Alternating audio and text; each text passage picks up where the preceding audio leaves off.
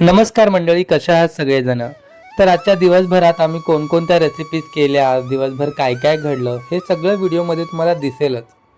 पण त्या व्यतिरिक्त सुद्धा आज मला तुम्हाला काहीतरी महत्त्वाचं सांगायचं आहे. तर परवाच्या व्लॉगमध्ये मी सांगितलं की मम्मीने शंकरपाळ्यांचा घाट घातला होता आणि नेमकी प्रियंका क्लासला गेली आणि मग मी मम्मीला कशी मदत केली आणि मी दोघांनी मिळून त्या शंकरपाळ्या पूर्ण केल्या. तर यावरती अनेक लोकांनी मला कमेंट करून DM करून विचारलं की दादा, जर मम्मीने घरात शंकरपाळ्यांचा घाट घातला होता तर प्रियंकाचं क्लासला जाणं खरंच इम्पॉर्टंट होतं का? म्हणजे शंकरपाळ्यांसाठी प्रियंकाने क्लास बुडवायला हवा होता असं त्यांचं म्हणणं आहे. आता यावरती कसं रिॲक्ट व्हावं हेच मला कळत नाही आहे.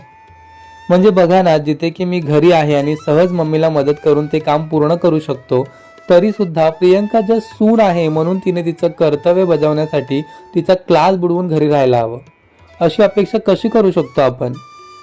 खरंच प्रत्येक वेळेस सुनेकडूनच कशाला करायला हव्या सॅक्रिफाईसच्या अपेक्षा?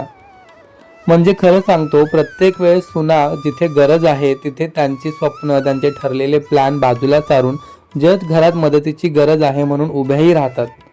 पण आपण सुद्धा थोडासा त्यांचा विचार करायला हवा की नको? म्हणजे जिथे आपण सहज मदत करू शकतो तिथे आपल्या मदतीचा हात देऊन ते काम पूर्ण करायला हवं आणि त्यांनाही थोडासा फ्रीडम द्यायला हवा असं मला वाटतं.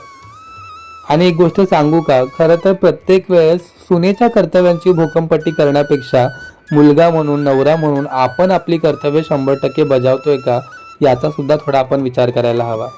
आणि एक गोष्ट सांगतो, संसार हा टीमवर्क आहे, जिथे प्रत्येकाने प्रत्येकासाठी उभं राहायचं असतं.